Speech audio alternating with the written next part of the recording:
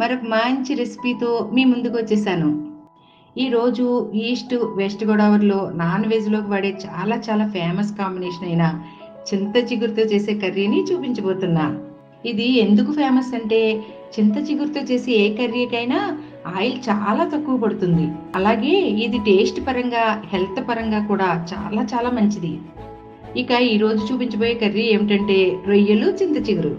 ఈ కర్రీ పుల్లగా కారంగా ఒక ముద్ద అవ్వకుండానే వెంటనే మరో ముద్ద తినాలి అనిపించేంత బాగుండే కర్రీ. మరి తయారు చేసుకునే విధానం ఏంటో చూసేద్దామా. ముందుగా రొయ్యలను క్లీన్ చేసుకుని పక్కన పెట్టుకోండి.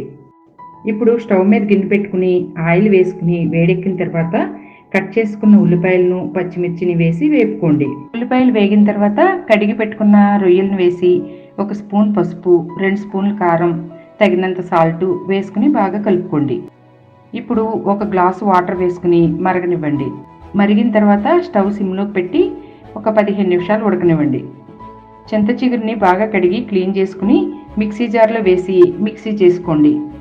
మరి మెత్తగా పేస్ట్గా వద్దు, కచ్చా బిచ్చా చేసుకుని ఆ పేస్ట్ని ఉడుకుతున్న కర్రీలో వేసుకుని బాగా కలుపుకోండి. ఇప్పుడు కర్రీ దగ్గరగా చేసుకుని సర్వింగ్ బౌల్లోకి తీసుకోండి.